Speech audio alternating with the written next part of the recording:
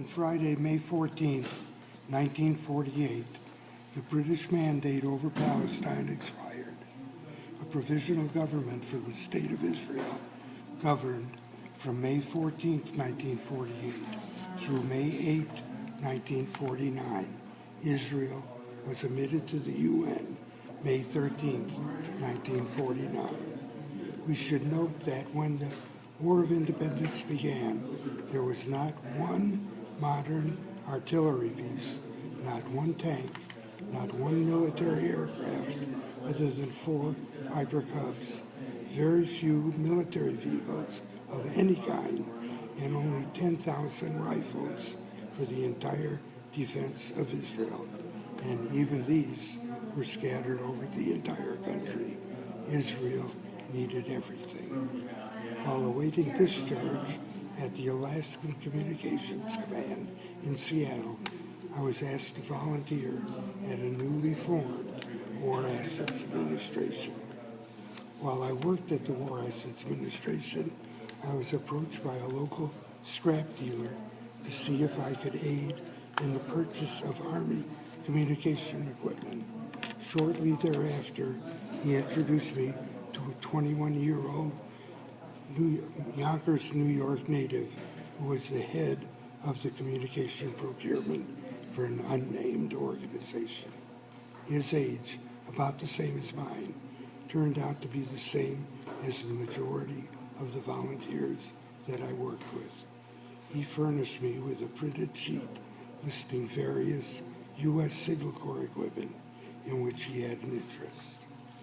Almost immediately, I commenced the purchase of typical ground communication equipment, EE-8 field telephones, handy-talkies, walkie-talkies. I traveled to various war asset locations on the West Coast as well as to surplus dealers in an effort to locate whatever equipment was available. All donations and purchases were shipped to a New York sham company and were refurbished and tested, who refurbished and tested everything. Money to make purchases were either hand-delivered to me or checks drawn on the New York Import-Export Company, which was forwarded. It did not take long to realize I was procuring material for an organization that was building an inventory of material for the future state of Israel. The unnamed and volunteer organization brought in Golda Meir in January 1947, who was the only speaker at a one-by-invitation-only meeting in Chicago. She personally raised $25 million. Funds raised were to be used for an unspecified Czechoslovakia purchase and other purchases also not specified. Following her success, she went on to make other speeches on the East Coast and raised an additional $25 million in 3 weeks. On December 5, 1947, the United States placed an embargo on sale of arms to the Middle East for both Arabs and Jews. The Arabs had already purchased $37 million worth of U.S. arms through the Office of Foreign Liquidations, which was a parallel U.S. organization to the War Assets Administration, which was used for the disposal of U.S. military-owned property remaining overseas. Warehouses and shops were established in Brooklyn to recondition field communication equipment packed and ready for shipment. Now, with the funding, the organization was named Jewish Agency for Palestine. My work commitment shifted. Help was needed for aircraft purchases and arms. In 1947, C-47s, DC-3s were selling for $15,000, which cost the United States $250,000. XGIs paid $750 down. F-4F Grumman Wildcats was selling for $300, which was less than the scrap value. We successfully purchased 12 C-46s over a 3-month period. Along came Adolf Al Schwimmer, who flew as captain in 1942 for TWA's Air Transport Command. After the war, he stayed with TWA as first licensed CAA flight engineer. The organization established him as head of Schwimmer Aviation Services, renting hangar space and offices at Lockheed Aircraft Airport in Burbank, California. We bought 10 DC-3s, also bought 5 additional C-46s, which were moved to Ontario Airport for overhaul. Al hired Willie Sasnow as chief mechanic and Sam Lewis, ex-TWA, as chief pilot. The C-46s, C-47s, and the Connies were all overhauled and brought to current CAA standards by a group of licensed mechanics at top wages, which at that time was $1.95 an hour. Schwimmer created a fictitious Panamanian airline using the overhauled and modified 12 C-46s, which were purchased for about $10,000 each. Named a new airline LAPSA, L-A-P-S-A, which he organized from the ground up and used it to ferry fighters' transports and all manners of weapons. The C-46s could be called the plane that saved Israel. The overall and modified 12 C-46s, which were purchased for about $10,000 each. Named the airline LAPSA, L-A-P-S-A, which he organized from the ground up and used it to ferry fighters, transports, and all manners of weapons. The C-46 could be called the plane that saved Israel. It's interesting in the respect that Al Auerbach, who passed away unfortunately a few years ago, was the chief pilot for the Panamanian airline, and did an interview about what he did during this period of time. And it's interesting because I was never aware of it. It wasn't in my bailiwick, that to fly a C-46 from Ontario or Burbank, Lockheed Burbank, the flight schedule was this. It went from Ontario or Burbank to Mexico, to Panama, to Dutch Guiana, to Brazil, across the South Atlantic, to Africa, north to Morocco, landing in Sicily, went through the Iron Curtain, and ended up in Czechoslovakia. Wow. Every one of the 12 C-46s did that. The number of experiences that I was involved with directly, because I pretty much was captive to working only on the West Coast. And once we were involved with aircraft, it was principally in Arizona, because the U.S. Air Force graveyard was in Tucson at Moffett, and in Phoenix, and for a while in Kingman, Arizona, where we bought a lot of Cessna's Viper Cubs and small aircraft, observation craft. The purchasing of Piper, Beechcraft, and Cessna observation planes and the C-47s I involved myself with. The planes were purchased and the final buyer applied for a daytime ferry permit to Santa Monica or Ontario Airport, but the planes were flown directly to Cabo San Lucas, where a temporary flight-ready group was stationed, and the small planes were dismantled and loaded into the C-47s. We curiously, most of the planes that we bought went through 10 ownerships before the Civil Aeronautics Administration was notified of our flight plan. I would buy it in my name, would sell it to Mike, who would sell it to somebody else, sell it to somebody else. We lost the identity of ownership because the planes disappeared. We would have to obtain from the CAA a flight schedule, which we would do, a routing, and we pick up numbers which we painted under the wings of the aircraft, and the planes took off directly.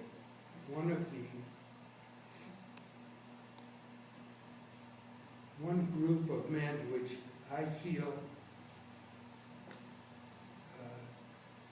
most closely to, and that did an admirable job. These aircraft were all military surplus that had been put into mothballs. The outside of the planes were sprayed with a preservative.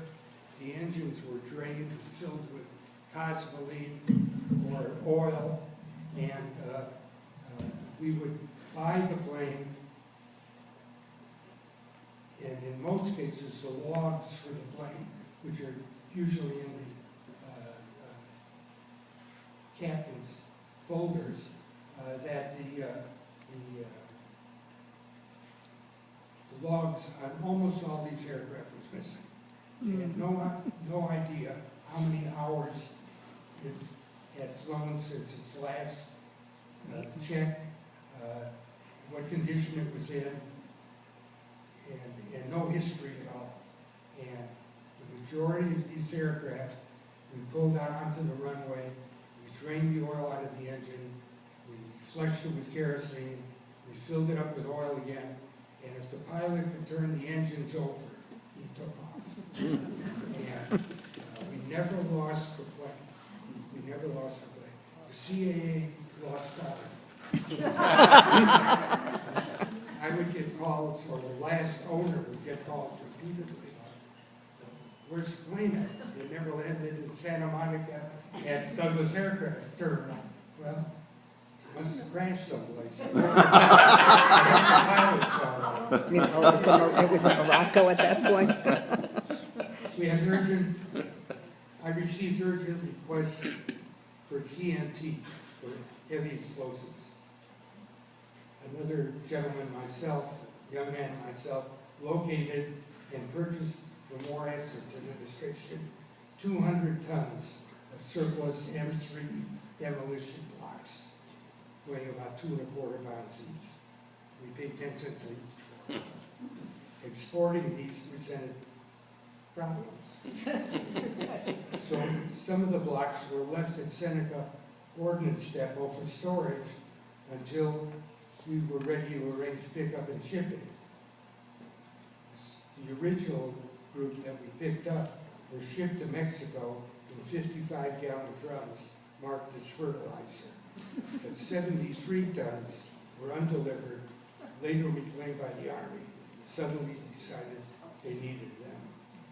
The delivered blocks did find their way to Israel, but well after they were needed. A well-meaning movie producer in Hollywood, Bernard Feynman, bought 15 M4 medium scout tanks from the Marine Corps in Southern California and shipped them by rail to Houston to get them out of California. As they could not be shipped out of the country because of the embargo, the half-tracks were later disguised by me by cutting off the turrets and shipping the turrets as scrap from Corpus Christi, and the vehicle was shipped as a farm vehicle separately from New Orleans. Both shipments arrived in Cyprus and were reassembled before shipping to Israel by an all-volunteer Israel Navy who welded the turrets back onto the chassis.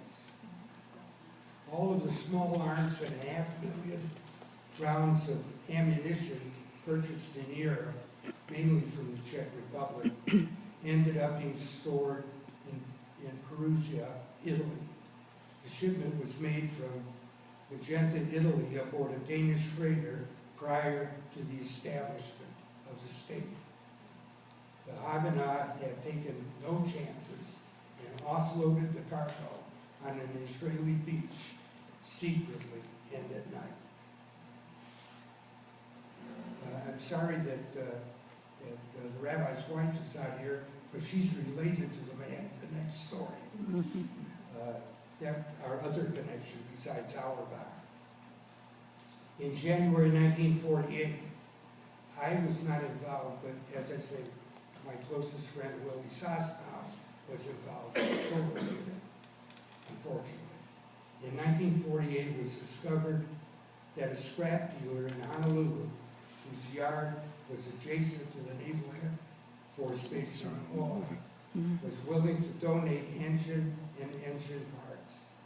Hank Greenspan, who you all know as later on becoming publisher of the Las Vegas Sun, representing himself as an officer of the Haganah, was sent to negotiate, and Willie Sosnow, chief mechanic for Schwimmer, were sent to evaluate what could be of value. Willie ascertained that a quantity of the engines could be modified for planes that Schwimmer now controlled.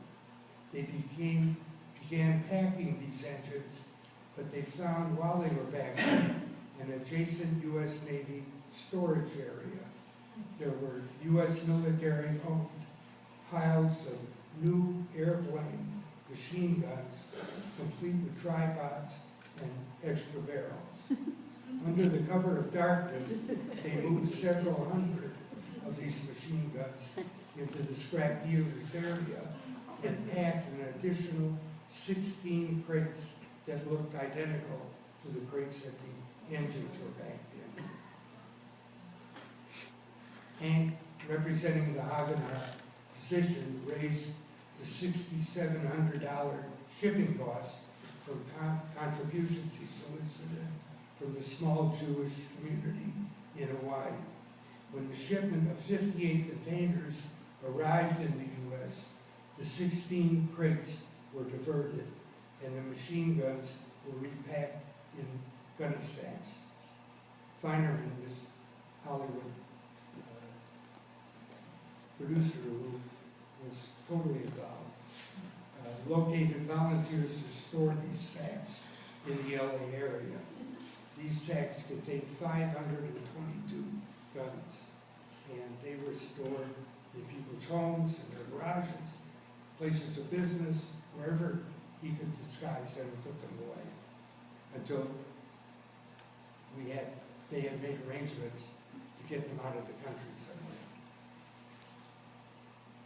Hank located a large sailing vessel in LA Harbor, whose owner rented for deep-sea fishing in Mexico, and he negotiated a price for up to 6 men to go fishing in Acapulco.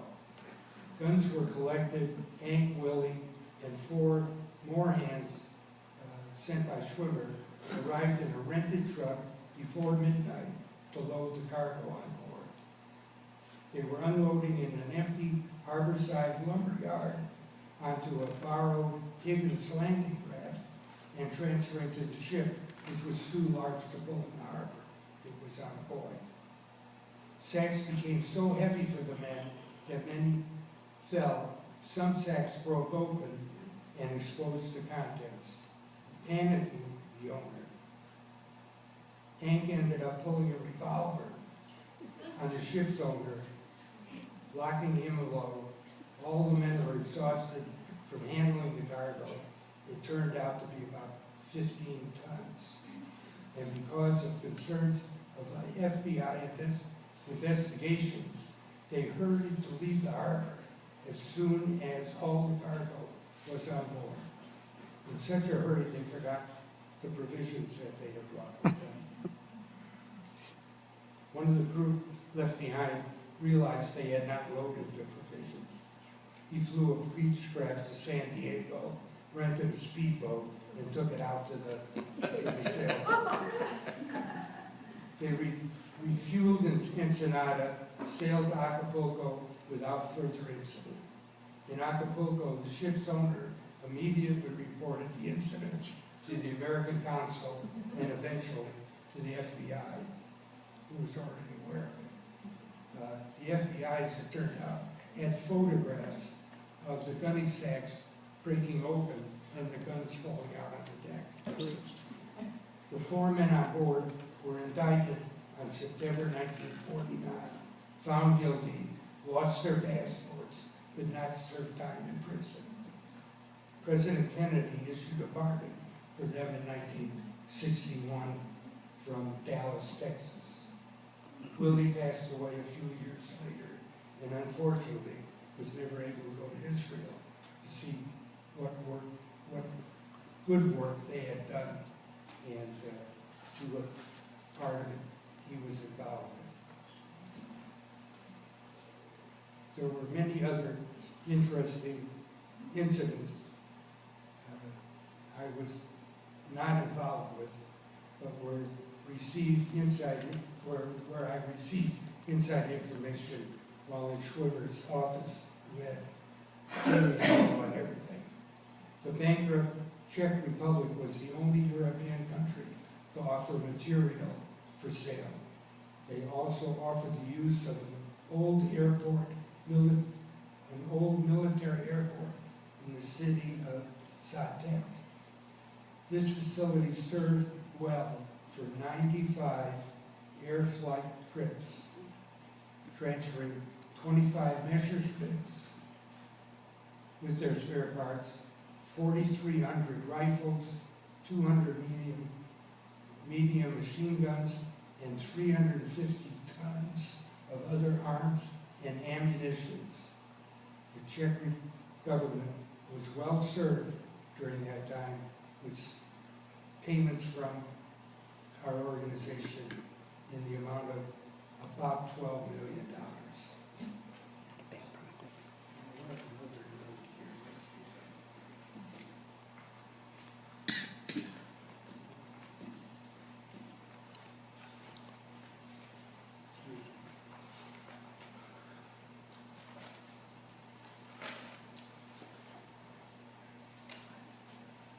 This incident with the group that removed these machine guns illegally and shipped them into the United States illegally and took them out of the United States illegally was one of the very few groups of volunteers that were sued by the U.S. government. Later on, Al Schwimmer was sued, found guilty, but he was an Israeli citizen by that time. He had given up his U.S. passport. On May 20th, 1948, an Israeli airlift, codenamed Balak, began in an airfield in Czechoslovakia using volunteers from the States and Canada to fly in critically needed military supplies in an old Constellation flying the Panamanian flag. By June 11th, it had made 30 flights and had delivered over 100 tons of precious cargo for Israel's defense. Wow.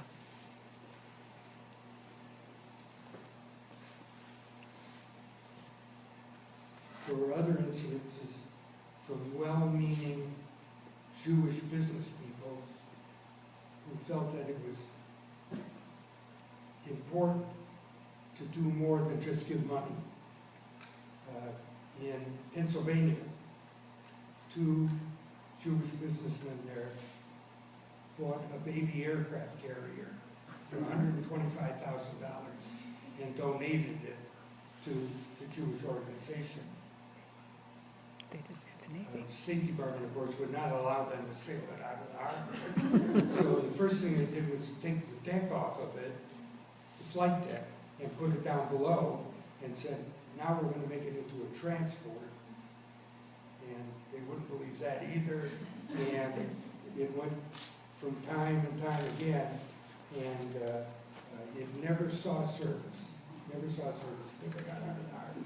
The $125,000 could have really been used for other things.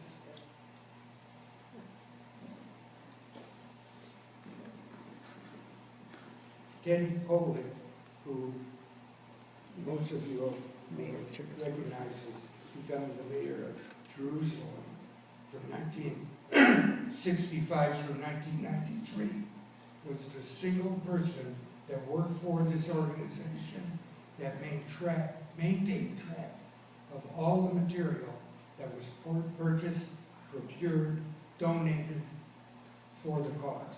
He traveled all over the United States, checked everything that was bought, donated, whatever, and he kept a log, and was the only log from the organization that listed everything that was available. Al Auerbach, who I spoke about before, longtime Pebble Beach resident, who was the chief CAA flight engineer in Oakland until he joined Schwimmer as chief operating officer. He personally flew most of the C-46s, later used to transport the Messerschmitts from Czechoslovakia to Israel. The fighters were dismantled and loaded into the C-46s. He had a cute comment. The man had a marvelous sense of humor, having to do with the Messerschmitts that were not German. They were built for German prints in Czechoslovakia using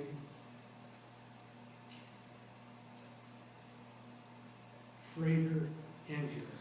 The engine was too heavy and too much horsepower for the Messerschmitts. Of the 25 Messerschmitts, only 3 actually got to be in service in Israel. Most of them never had more than one test flight. Comment he made, which I always considered cute, was, I like to believe that in the biblical land of Israel, where reconstruction can happen, the planes rose from their graves in a scrap heap and live today in the Holy Land of thousands of hallowed aluminum fry pans. He also made the comment that he, as I say, he was as good a pilot as there was. But he made a comment that living in Pebble Beach, at the time of the writing, he flies only LF-5Ds, not C-46s or DC-3s. And the LF-5D is a large flat desk with 5 drawers. 5 drawers. And wings.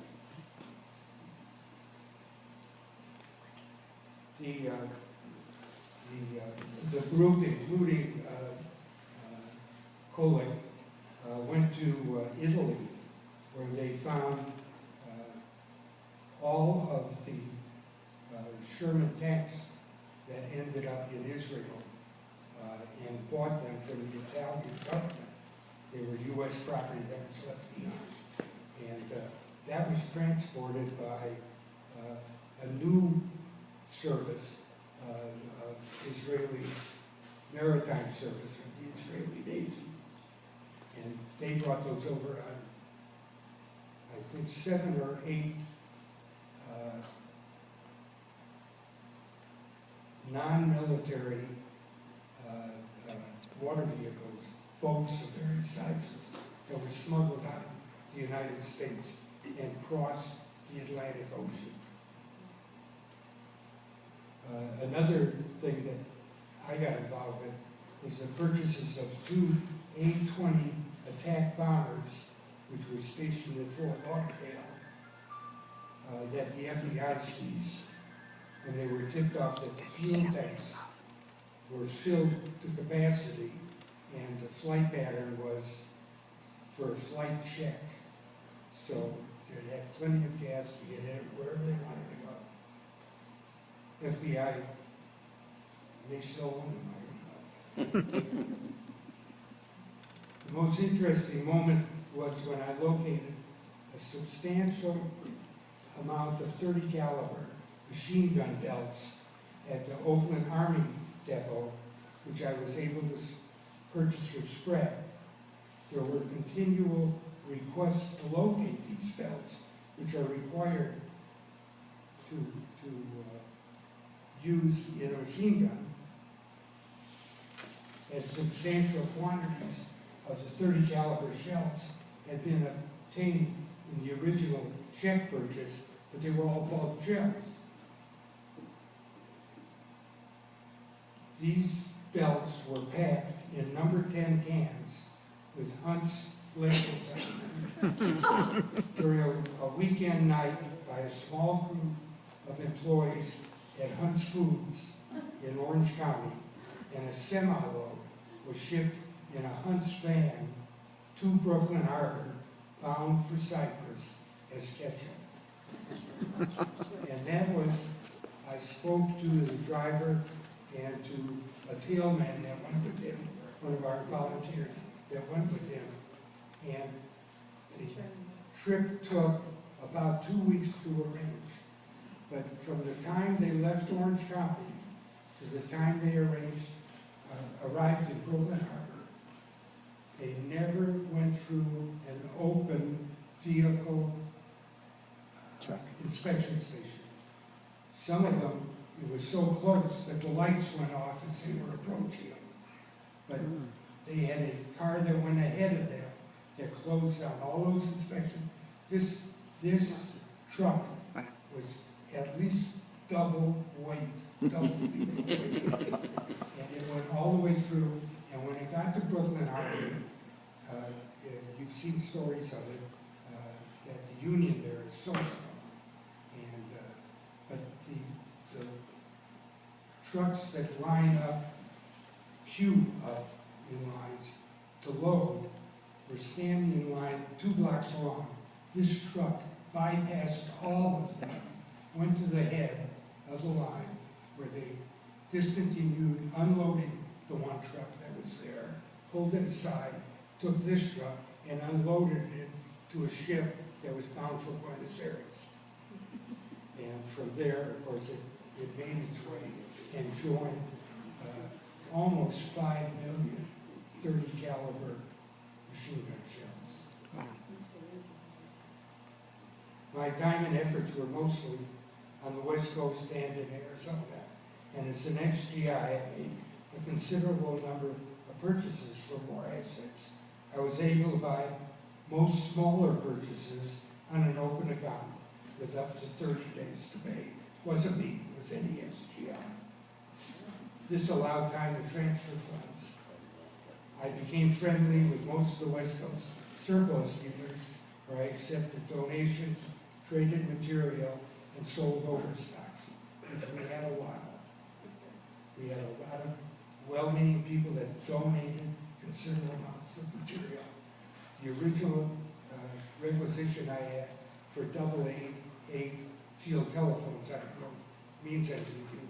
It's a leather package field telephone with a magneto on it. The wire to connect them was available in almost any quantity for whatever we wanted to pay. It was laying on the ground all over Africa, all over Europe, and they just picked up and brought whatever they wanted into Israel. But the phones, originally we were told we needed 1,000. I bought 1,000 for one base. One of the other fellows on the East Coast that was like me bought 600. Another guy out of Florida bought 600 or 700. We ended up with about 4,000 of them, and we ended up, all of us, trading those to surplus dealers for other material that we could use because there's just too many to ship. A California office was established at Burbank Airport for Schwimmer Aircraft, which became the headquarters for financial transfers and for material requests. I worked with a small group of management people, 4 or 5. Adolf Al Schwimmer, who later founded Israeli Air Force and later became founder and CEO of Israel Aerospace Industries until he retired just recently. Teddy Kollek became mayor of Jerusalem from 65 to 93. Willie Sosnow was the chief mechanic for Schwimmer, and my very close friend. Hank Greenspun purchased Las Vegas Sun newspaper in 1949. I also have heartfelt memories of my association, as I spoke of, with the pilots and mechanics who took untold risks with ferrying surplus aircraft to designated destinations. The only negative to this story is the realization that the story of the dedicated volunteers is not taught in Israel, beyond a very rare and cursory mention. In point of fact, very few Israelis or Jews in general, other than those that were involved in the War of Independence, even know what the name Machal stands for. Machal is a new organization, relatively new, started on the 50th anniversary, 1998. And it was put together by a group of these volunteers that were from 29 different countries, served everything in the Israeli cause, from Navy to Air Force to the Army to Ordnance to whatever. And that organization is very active. And I'll give you the website. It's a fascinating website. It lists 1,500 names and where they came from and what duties they had, whether they're still living, what country they came from. It has a 47-page PDF book in it with some fascinating photographs of 1947, 48, 49. Prime Minister Rabin had a speech at the Machal Memorial in 1993, remembered with, "Dear friends, the volunteers of Machal were a special group of people, Jews and non-Jews, from 29 countries that managed, after participation in the Second World War, to remain alive, to come to volunteer in the service of a newly born state of Israel, in the newly organized Israeli Defense Forces, and to contribute far beyond their number to our capacity to fight the most decisive war of all wars that the state of Israel had experienced, our war of independence, the war that its results decided if we will be or we will not be as a Jewish state." As I said, what I was involved with was a very small fraction of the overall endeavors. But this book really covers everything. This one, What's the name of the book? What's the title? The Pledge, Who's the author? Slater, Leonard Slater. Okay. The website that I'm talking about is Machal, MACHAL.com, and it has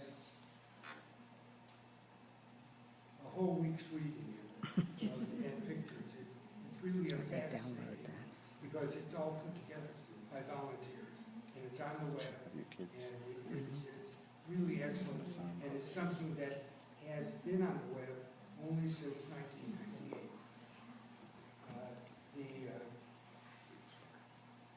The only other couple of things that I might mention is that Schwimmer, who was responsible for almost all the air programs for the Israeli government, Schwimmer was convicted in 1950 for violating the U.S.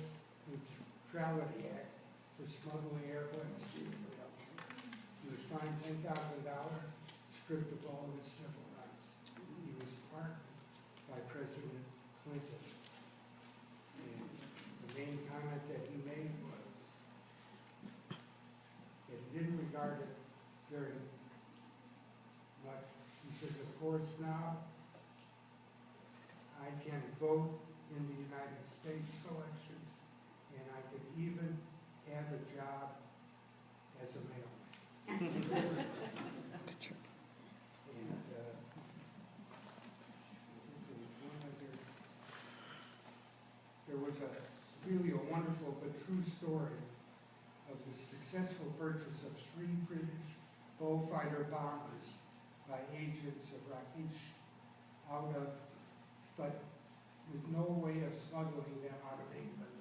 The planes were then sold to a movie company that supposedly needed them for a film it was producing on World War II. It was shooting some flying scenes at a small airfield in southern England when the 3 Bristol Beaufighters took off in perfect formation while the cameras rolled. And like those copper-top batteries in the TV ads, they just kept them.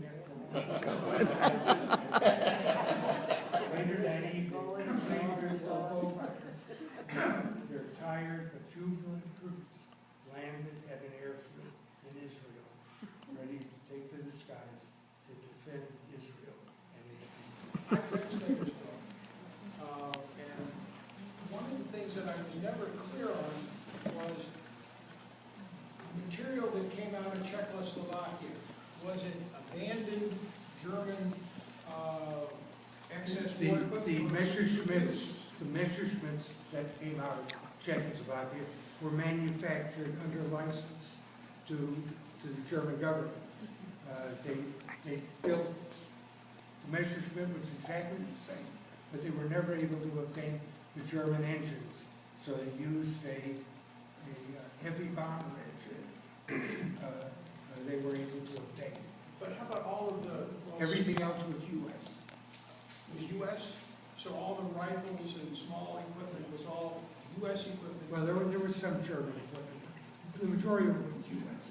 All the 30 caliber shells, which was, you know, we're talking about, I don't know how many thousand tons of 30 caliber shells that were in 55-gallon drums, were all U.S. Well, at this time, wasn't Czechoslovakia under the control of the Soviet Union? Yep. Russia? Yeah, but the planes had to fly through Soviet airspace. And The that- planes that came from south, from Africa south, flew through Soviet airspace into Czechoslovakia. And all this was done with their approval. Well, it was all done. Whether it was approval or not, I do not know. I know that they did have the approval in Cyprus to store material there. And they stored a lot of German refugees in Cyprus because the English government wouldn't allow them to bring them into Israel before the mandate. They were concerned. You probably saw there was an American picture where they remember coming in on a ship and ending up walking across the sand, basically, into Israel. But Cyprus was very convenient and very willing. Thank you for The Italian, in Italy, the Sherman tanks were all U.S. surplus. Thank you for what you did. Yeah, any other questions? We have, Why is all military equipment there abandoned in all these places? well, we have the same thing. Here, we didn't have enough money to bring them back. Well, we have the same thing basically, and I really have kind of a splinter in my hand having to do with all the material that's in Iraq, which is just being left behind. We left stuff in Libya. You know, we've done that over and over again. The aircraft we fly out, but it's really pretty ridiculous the amount of good, usable